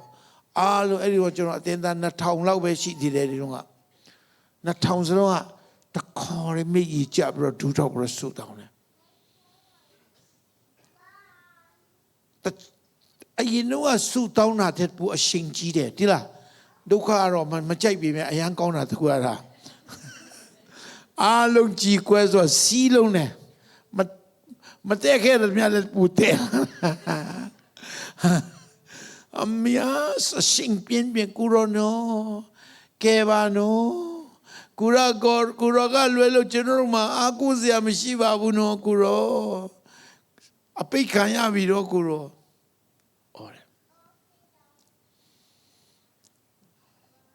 အဲ့ဒါကျွန်တော်အရန်နာမည်ကြီးတဲ့ဟိုတယ်တစ်ခုမှာတွားပြီးတော့ဖျားသွားရှိခိုးတော့ជីကွဲဆိုတာလာကြတယ်အရန်တော့နှုတ်ထားတယ်အဲ့မဲ့အဲ့ဒီတရက်ပဲရှိခိုးခွင့်ရတယ်ထောက်လန်းကြီးတွေလာပြီးတော့အဲ့ဒီဟိုတယ်ကိုတတိပြီးတယ်ဒီအဖွဲတွေကိုခင်ဗျာဖျားစစ်ခိုးခွင့်ပေးရင်ဟိုတယ်ပိတ်ပစ်လိုက်မယ်ဆိုတော့အဲ့ဒီဟိုတယ်လည်းထပ်မပေးရတော့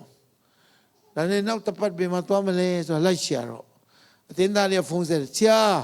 လာမဲ့တရင်ငယ်ဘယ်မှာရှိကိုလဲမတိသေးဘူးလို့ပဲပြောတယ်စနေနေ့တောင်ရောက်နေပြီမတိသေးဘူးအဲ့နဲ့ဟိုတယ်တစ်ခုသွားတယ်အဲ့ဒီနာမည်တွေတော့မပြောတော့ပါဘူးအဲ့ဒီဟိုတယ်ကိုသွားတော့အဲ့ဒီဟိုတယ်မန်နေဂျာကြီးစုတော်ကြောင့်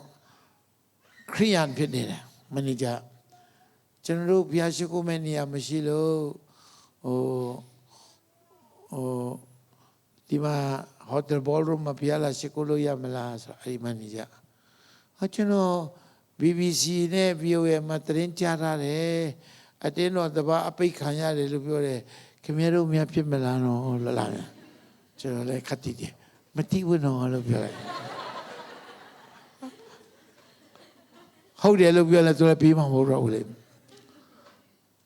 မတိဘူးနော်လို့ပဲပြောလိုက်အဲ့နဲ့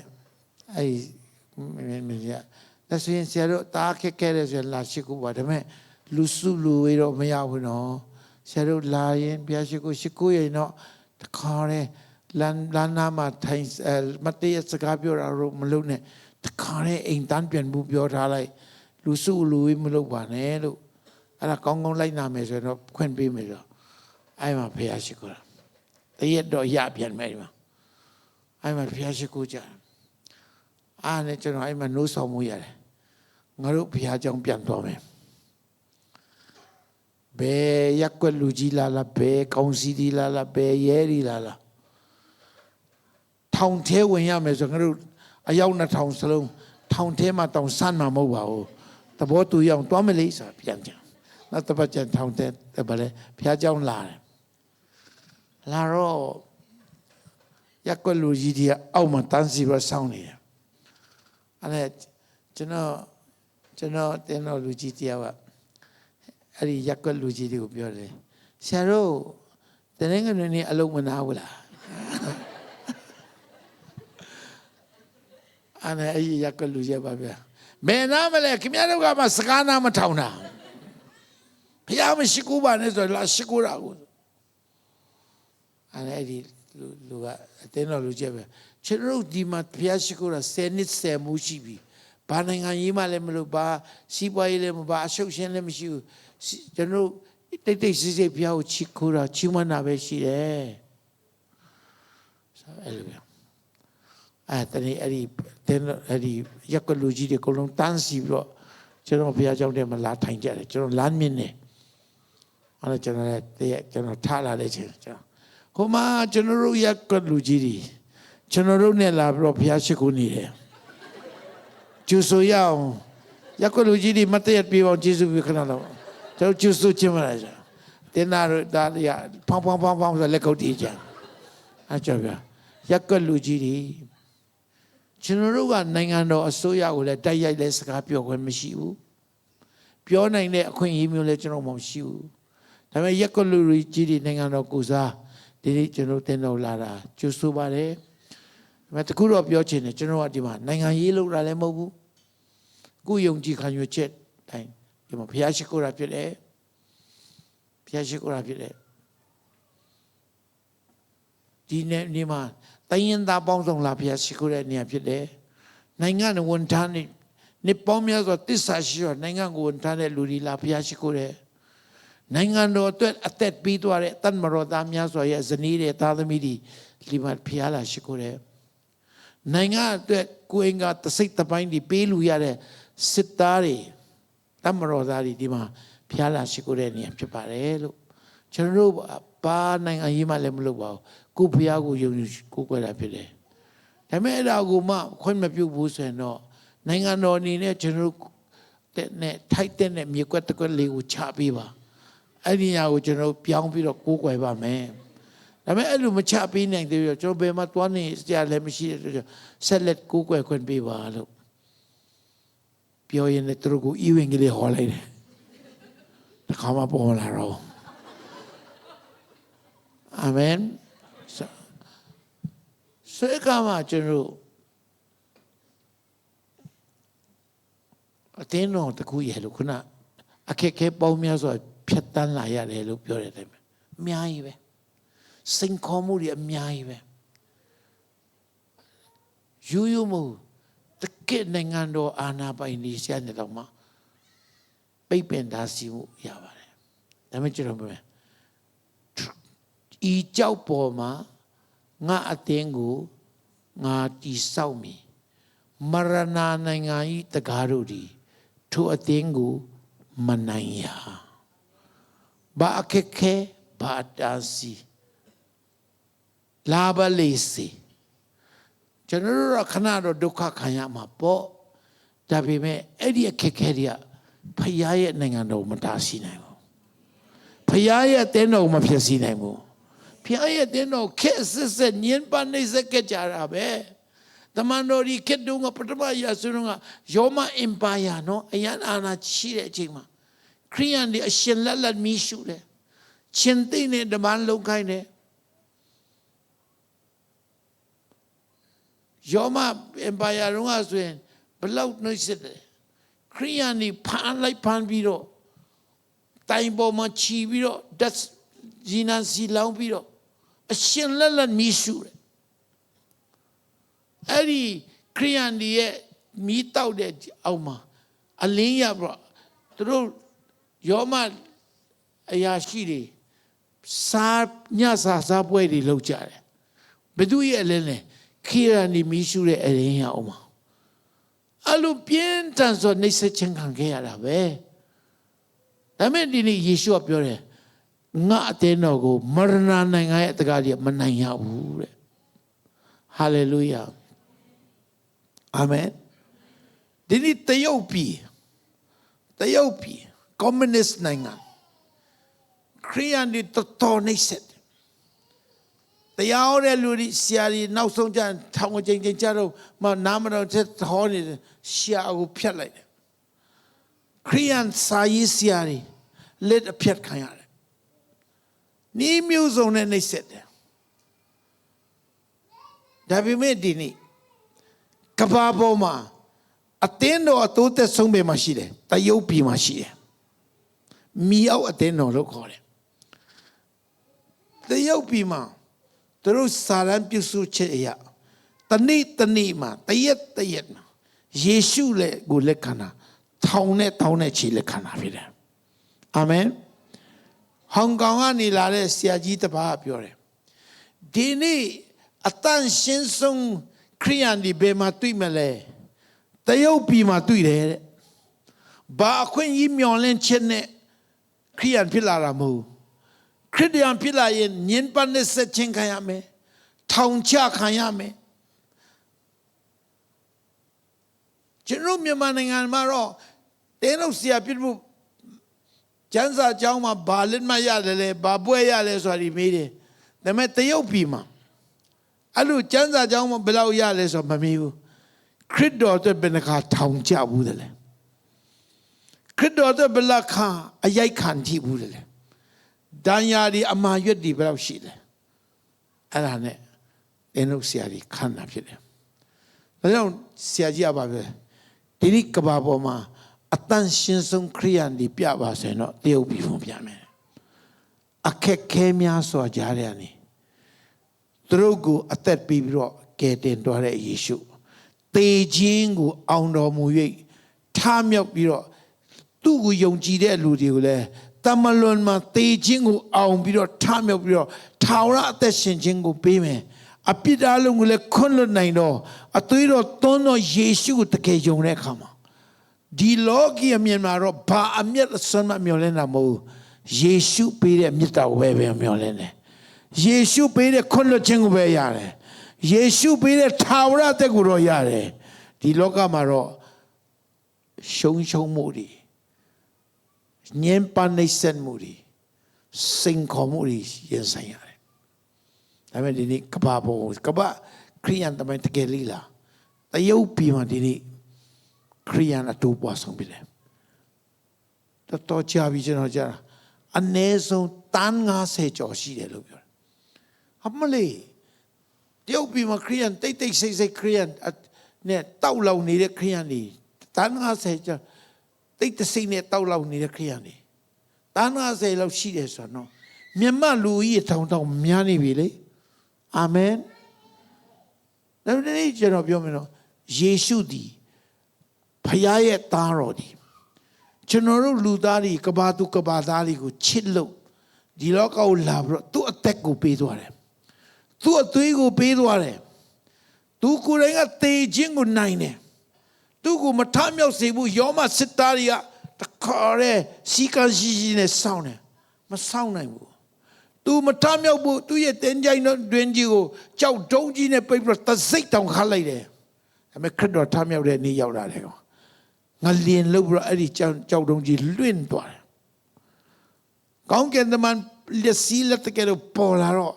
အဲ့ဒီအလွန်တတိရှိပါတယ်ဆိုတော့ယောမစစ်သားတွေကြောက်ဒူးတုံယုံကမေ့မောကုန်တယ်ယေရှုထမြောက်သွားပြီတင်းကြိုင်ကယေရှုကိုထိမ့်မနိုင်တော့မထိမ့်နိုင်တော့ဘူးတင်းကြိုင်ရဲ့အခွင့်အာဏာရှိတဲ့မြတ်ကိုထိုးပေါက်ပြီးတော့ထမြောက်တာယေရှုပဲဖြစ်တယ်ဟာလေလုယာကြောက်တုံးကြီးလည်းလွင့်စင်သွားတယ်စစ်သားတွေလည်းကုန်လုံးမိုးမိကုန်တယ်ယေရှုရဲ့ထမြောက်ခြင်းကိုဘယ်သေမင်းတမန်ကမှမထိန်နိုင်ဘူးအဲကြောင့်ယေရှုအပြတ်ပြောတယ်ငါသည်ထမြောက်ခြင်းအကြောင်းဖြစ်တယ်ငါသည်အသက်ရှင်ခြင်းအကြောင်းဖြစ်တယ်ငါကိုယုံကြည်တော်သူဒီပါလေသေလွန်တော်လဲရှင်လိမ့်မယ်အာမင်လက်ကုပ်တီးတဲ့ထမြောက်တဲ့ယေရှုကိုပြောအဲ့ဒီယေရှုအဲ့ဒီငါတို့ကိုချစ်ယုံကတေခြင်းကိုအောင်ပြီးတော့အသက်ရှင်ပြီးတော့မနေ့ယနေ့နောင်ကာလမပြောင်းလဲတဲ့ယေရှုကျွန်တော်ကိုးကွယ်တာဖြစ်တယ်ဒီနေ့ဘုရားမို့တော်ဆောင်တယ်တခန်းကနေပတ်သက်နိုင်တဲ့ဘက်ကနေပါဝင်နေဆိုတာအဲ့ဒီယေရှုတို့ပါဝင်နေတာဖြစ်တယ်အာမင်ဒီနေ့ဒီအတင်းတော်မွေးနေ့မှာဘာကုန်ပြုတ်ခြင်းမှမရရင်လည်းကိစ္စမရှိဘူးယေရှုရဲ့မှတ်တမ်းထဲမှာဝင်သွားတယ်ခင်ဗျာတီးတီးမွားမခရစ်တော်တလှုပ်တာလည်းပဲမှတ်တမ်းဝင်သွားတယ်တနေ့ထာဝရနေရာရောက်တဲ့အခါမှာဘယင်တကာတို့ရဲ့ဘယင်အရှင်တကာတို့အရှင်ရဲ့ရှေ့တော်မှာတာဓုသစ္စာရှိတော်ငယ်တာကောင်းခရစ်တော်ရဲ့နှုတ်ဖျားတော်ကနေချီးမွမ်းဂုဏ်ပြုခြင်းရတဲ့နေ့ရောက်လာလိမ့်မယ် တခါတချို့ဒီဟာသူများကြတော့အတိမပြုတ်ခံနေအတင်းတော်မွေးနေမှာဘာလဲဆောင်လဲလဲဆောင်နေရတယ်ငါတို့ကြတော့အေးရပြတ်ခါတော့ဘာဒီဘာလုပ်ပြီးဘယ်သူမှအတိမမပြုတ်ဆိုတဲ့လူတွေလည်းရှိကောင်းရှိနိုင်တယ်ကိစ္စမရှိဘူးလောကမှာအတိမပြုတ်ခံတော့လွန်တဲ့လူတွေကကောင်းကင်လို့မကြံတော့လောကမှာကမြန်လို့တမရဘာမှဘယ်သူကအတိမမပြုတ်ရင်ကောင်းကင်မှာသာပြီးကြံတာဖြစ်တယ်ယုံပါသလားလက်ကုပ်တီးတဲ့ယေရှုကိုချီးမွမ်းပါအောင်အာမင်ဒါကြောင့်ဒီနေ့ကျွန်တော်အားလုံးဘယ်သူအတွက်ချီးတဲ့နေတာလဲယေရှုအတွက်ကယ်တင်ရှင်ယေရှုအတွက်ဘယင်တကားတို့ရဲ့ဘယင်ငါတို့အတွက်တတိရှိလက်ဝါးကားတိုင်းမှာတက်ခဲ့ပြီးတော့အသက်ကျွန်တော်တို့ရဲ့အရှက်အကြောက်အားလုံးကိုယူသွားပြီးတော့ကျွန်တော်တို့ရဲ့အပြစ်အားလုံးကိုယူသွားပြီးတော့ကျွန်တော်တို့ပြစ်သူကိုဆက်ပြီးတော့ထားမြောက်တဲ့ယေရှုအသက်ရှင်တဲ့ယေရှုအတွက်ဒီနေ့ကျွန်တော်ခြိတက်နေတဲ့လူတွေဖြစ်တယ်ဒီနေ့ညဆိုတချို့လူတွေအဘူတပီမဟုတ်ပါလဲဒူဘိုင်းကနေကားမောင်းလာတယ်ခဏနေလဲဒူဘိုင်းကိုပဲပြတ်မယ်ထင်တယ်နော်ညကြီးခရစ်တော်ခြိတက်နေတာပဲဟာလေလုယာ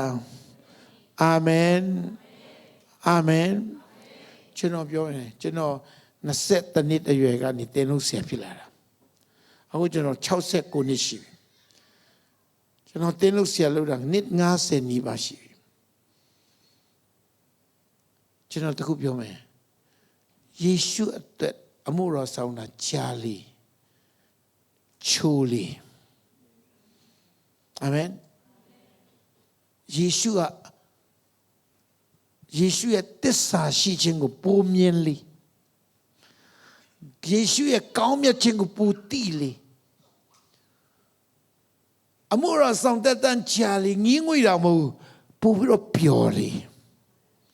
ဟာလေလုယာဘယ်လိုကိုရောတကယ်ကောင်းမြတ်တဲ့ယေရှုဖြစ်တယ်တကယ်အသက်ရှင်တဲ့ယေရှုဖြစ်တယ်တကယ်တစ္ဆာရှိတဲ့ယေရှုဖြစ်တယ်အာမင်ကျွန်တော်လည်းပဲသူများတော်တဲ့လူလည်းမဟုတ်ပါဘူးပိုရည်ချင်းရှိတဲ့လူလည်းမဟုတ်ပါဘူးဒါနဲ့သူများနဲ့တန်းတူဖြစ်ပြီမဲ့မထိုက်မတန်ဆုံးကျွန်တော်ကိုမှကြီးမြတ်တော်ဒီအမှုတော်မြတ်ခေါ်တာဘလောက်ကျွန်တော်ကုန်ယူဒီနေ့ကျွန်တော်ဘုရားမှုတော်ဆောင်တာဘာရလို့မဟုတ်ဘာမှမရချင်နေဂုံယူလွန်းလို့သခင်တို့ရဲ့သခင်အရှင်တို့ရဲ့အရှင်ဘယင်တကာတို့ရဲ့ဘယင်ယေရှုရဲ့အမှုတော်ဆောင်တယောက်ဖြစ်ရတာအကုန်ယူဆုံးပဲဒီနေ့တယောက်ပြရလို့ဒီထောင်ကြခံတယ်အရိုက်ခံတယ်အစော်ကားခံတယ်လက်ဖြတ်ခံတယ်ဒါပေမဲ့ထိုအရှင်တို့ဂုံယူစွာတို့ခံတော်တာဖြစ်တယ်ဂျီနတ်စွာပေးစကြတာဖြစ်တယ်အာမင်ခရစ်တော်ရဲ့နိုင်ငံတော်ကိုဘာကမှတားဆီးလို့ဒါကြောင့်ထိုအသင်းတော်ကိုမရဏနိုင်ငံရဲ့တကားတို့ဒီမနိုင်ဘူးလို့ပြောတဲ့အတိုင်းမနိုင်ဘူးအဲ့ဒီထာဝရအောင်မြင်မဲ့ယေရှုရဲ့အသင်းတော်ထဲမှာတစိတ်တခါနာအုတ်တချက်သေးတဲ့ပွင့်လို့တက္ကနာနေပါဝင်ခွင့်ရတာဂုံယူတော်သူများဆက်လက်ဖြစ်ကြပါစေအာမင်ဟာလေလုယာအာမင်ဖခင်ကတနည်းတော့တန်ရှင်သူတိမ်တန်မကစုဝေးတဲ့နေ့ကြီးရောက်လာပါလိမ့်မယ်အဲ့ဒီများစွာတော့တန်ရှင်သူတွေရှိမှာထိုဘယင်တကာတို့ရဲ့ဘယင်အရှင်တကာတို့ရဲ့အရှင်လူသားတွေအတွက်အသက်ပေးပြီးတော့အသွေးသွန်းပြီးတော့တေခြင်းကိုနိုင်တဲ့အသက်ရှင်တော့တင်းကြိုင်ရဲ့တကူအာနိတဲ့မျိုးချိုးပြတ်ပြီးတော့ထားမြောက်တဲ့ယေရှုကသူ့ရဲ့နှုတ်ဖျားတော်ကခင်ဗျားကိုတာတုသစ္စာရှိတော်ခဲ့တာကောင်ချီးမွမ်းတဲ့တနေ့ရောက်လာမှာဖြစ်တယ်အဲ့ဒီမင်္ဂလာရှိတဲ့နေ့မြတ်ကြီးကိုလှမ်းမြော်ကြည့်ပြီးဆက်လက်ချီတက်ရအောင်အာမင်ဆက်လက်ပါဝင်ရအောင်သူဝိညာဉ်တော်ရဲ့လမ်းပြမယ်ဝိညာဉ်တော်ဆိုတာကျွန်တော်တို့ကိုလမ်းပြဖို့ပေးထားတာမမြင်ရပြီမဲ့သူရှိတယ်မမြင်ရပြီသူမှာတကူရှိတယ်အာမင်အဲကြောင့်ဘယ်နဲ့ပြန်တပည့်ခါလောက်အချိန်ရသေးရင်တော့ဥမာဒူဘိုင်းဘက်မှာတန်ရှင်တော်ဝိညာဉ်တော်ကြောင့်ဆက်ပြောမယ်လေနော်ဒီနေ့တော့ သင်းတော်ကြောင့်ပို့ပြောတယ်ဒါကြောင့်အသင်းတော်ဆိုတာအသင်းတော်မှာပါဝင်နေဆိုတာတယောက်နဲ့တယောက်ဖေးမဘူးတယောက်နဲ့တယောက်ဆူတောင်းပေးဘူးတယောက်နဲ့တယောက်ဂယုဆိုင်ဘူးတယောက်နဲ့တယောက်ခွန်အားပေးဘူးတယောက်နဲ့တယောက်တသက်ခံဘူးတယောက်နဲ့တယောက်နှုတ်ကပတ်တော်အပြင်ခွန်အားပေးဘူးတယောက်နဲ့တယောက်ဒီဆောက်ကြဖို့ဘုရားသခင်အတူတူစုစည်းထားပေးတာဒါကြောင့်ဂုဏ်ယူစွာပါဝင်ကြပါဆက်လက်အားပေးချင်ပါတယ်ဒါကြောင့်ဟေဘရဲအခန်းကြီး30အငယ်25မှာပြောလဲနေ့ရက်ကာလနီးလာပြီဖြစ်၍အချင်းချင်းစုဝေးခြင်းအမှုကိုတာ၍ကြိုးစားအားထုတ်ပါအာမင်အာမင်နေ့ရက်ဒီနီးလာပြီနောက်ဆုံးတော့နေ့ရက်ဒီတာ၍ဒီလိုစုဝေးခြင်းဒီကြိုးစားအားထုတ်ပါတယောက်နဲ့တယောက်ဒါကြောင့်ကျွန်တော်တခါမသိဘူးလေတယောက်တော့သူကကျွန်တော်မသိပဲနဲ့အားငယ်နေတာလည်းဖြစ်နိုင်တယ်ကြည်ကွဲနေတာလည်းဖြစ်နိုင်တယ်တို့မဟုတ်စိတ်ဓာတ်ကျနေတာလည်းဖြစ်နိုင်တယ်ဒါပေမဲ့ဒီမှာလာခြင်းအပြင်တယောက်တော့သူရဲ့အတွေ့အကြုံကိုတက်သေးခါနဲ့အားပြန်ရှိသွားတယ်မျောလင့်ခြင်းကုန်နေတဲ့လူလည်းမျောလင့်ခြင်းရောက်ကြည်တန်းလာတယ်အာမင်ပူလန်းဆန်းလာတယ်သူနှုတ်ပြူလာတယ်အာမင်အားကြောင့်ဒီလိုအစည်းအဝေးတွေကိုတာ၍ကျူစာအထုတ်ကြပါလို့ပြောချင်ပါတယ်အသင်းတော်ထဲမှာပါဝင်ရတာအသင်းတော်ဆိုတာကဘာလဲဆိုတော့ယေရှုရဲ့ကိုယ်ခန္ဓာဖြစ်တယ်အသင်းတော်ရဲ့ဦးခေါင်းဒီယေရှုဖြစ်တယ်ကျွန်တော်ခရစ်တော်ရဲ့အင်္ဂါအစိတ်အပိုင်းထဲမှာပါဝင်တာဖြစ်တယ်အင်္ဂါစိတ်ပိုင်းတဲ့အရေးမကြီးဘူးလားအကုန်လုံးအရေးကြီးဒီလက်တန်းကလေးလေသူ့နေရာနဲ့သူ့အရေးကြီးတယ်အရေးမကြီးဘူးလို့မထင်နဲ့ဒီလက်တန်းလေးနဲ့နာရင်တော့တကူလုံးနာနေတာပဲ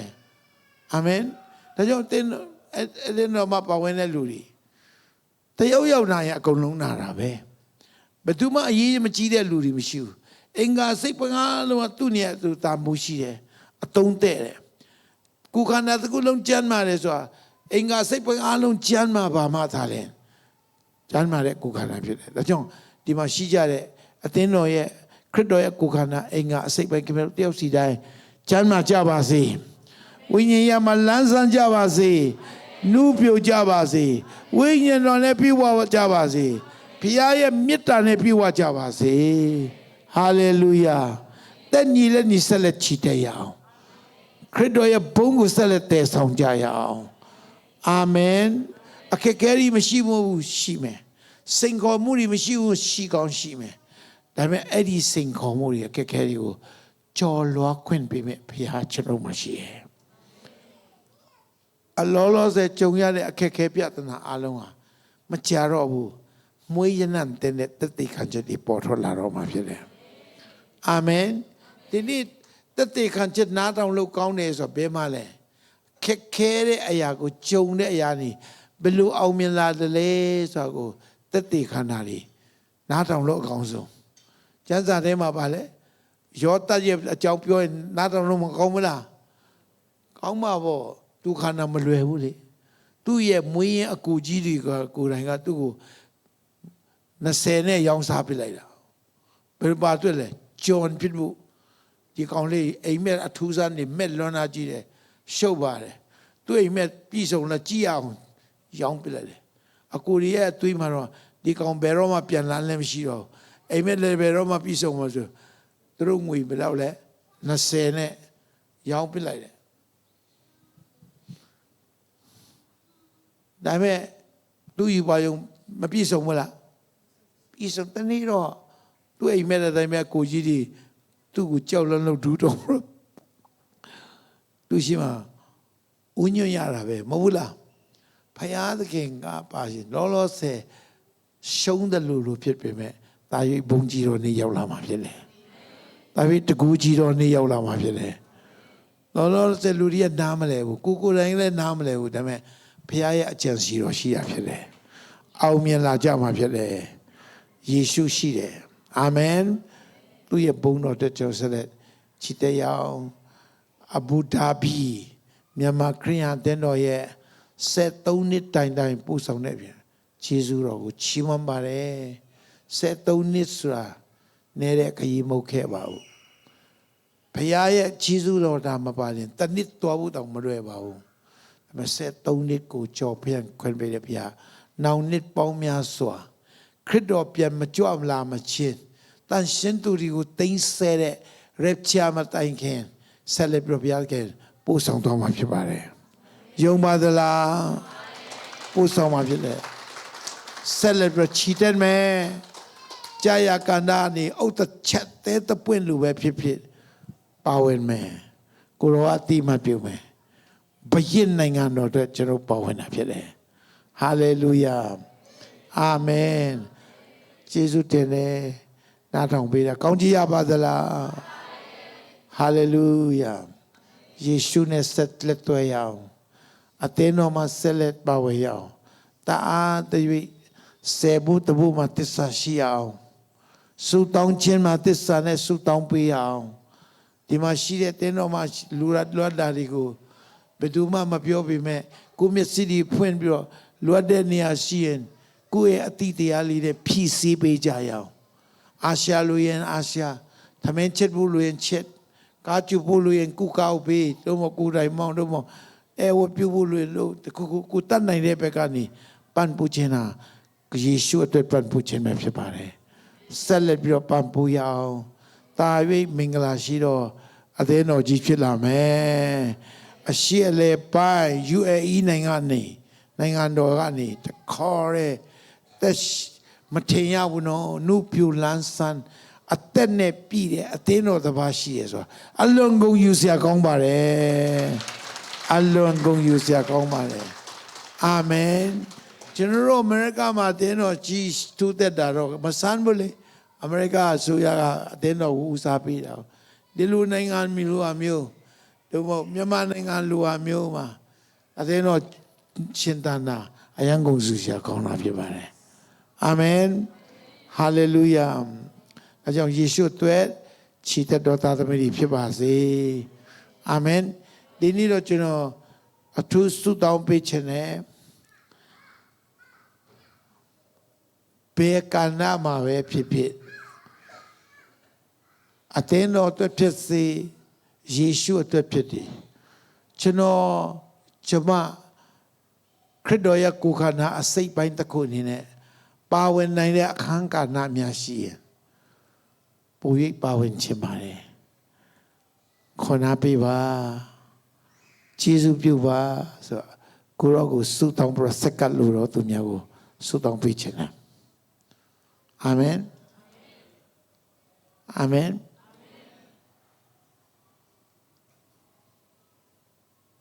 အမြဲတမ်းဖြစ်ချင်မှဖြစ်မယ်ကိစ္စမရှိဘူးတတ်နိုင်တဲ့လောက်ပေါ့ကွယ်တတ်နိုင်တဲ့ချိန်မှာတအားတရွေ့ပါဝင်နိုင်တဲ့ခံခံကနေပါဝင်ခြင်းနဲ့ကိုရောအလူငွေပဲဖြစ်ဖြစ်စုတောင်းခြင်းပဲဖြစ်ဖြစ်အလူငွေရှင်လဲများမရေလုံးမဟုတ်နဲသည်ဖြစ်စီများသည်ဖြစ်စီဥတ္တချက်သေးတဲ့ဝင်လူပဲဖြစ်ဖြစ်ကိုရောအတွက်တဏှာတတောင်းမှာပါဝင်ပေးရစီတချင်းဆိုတာပဲဖြစ်ဖြစ်ဂီတာတီးတာပဲဖြစ် music တီးတာပဲဖြစ်ဖြစ်အဲဝတ်ပြူတာပဲဖြစ်လောက်အားနဲ့ပါဝင်တာပဲဖြစ်ဖြစ်ညာနာနဲ့ပါဝင်တာပဲဖြစ်ဖြစ်ကာယနဲ့ပါဝင်တာပဲဖြစ်ဖြစ်အချိန်လေးကိုပြီးတော့ပါဝင်ရမယ်ဒီနေ့အသင်းတော်ရဲ့73နှစ်မြောက်မွေးနေ့အခါသမယကြီးစွာချီးမွမ်းတဲ့နေ့မှာအမတ်တရအနေနဲ့ကိုရောအတွက်တခန်းကနေပါဝင်ချင်ပါတယ်ဆိုတဲ့လူတွေစက္ကရအောင်အလုံးမတည့်ပြပါအောင်ကျေးဇူး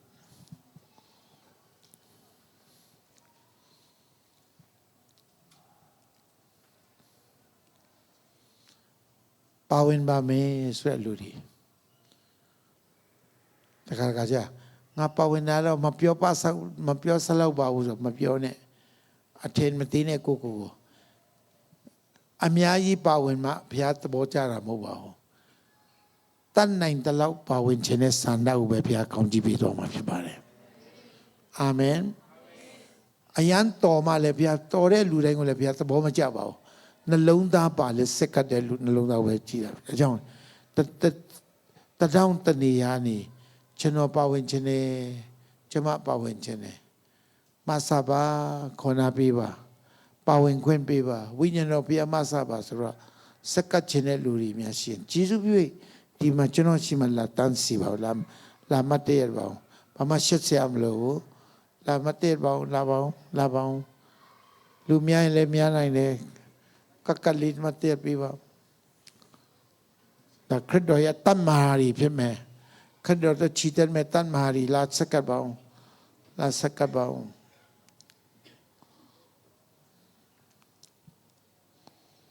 လာစက္ကတ်ပါဦး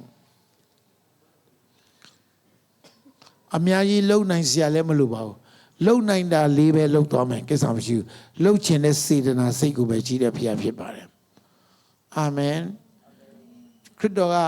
လမ်းဆောင်လမ်းတောင်းမှာစောင့်ကြည့်နေတယ်လူဒီလာပြီးတော့လူငွေဖိုင်ရှယ်ရီဆိုတတိတွေစွမ်းဆိုတော့အများကြီးလူငွေထဲတယ်ဒါပေမဲ့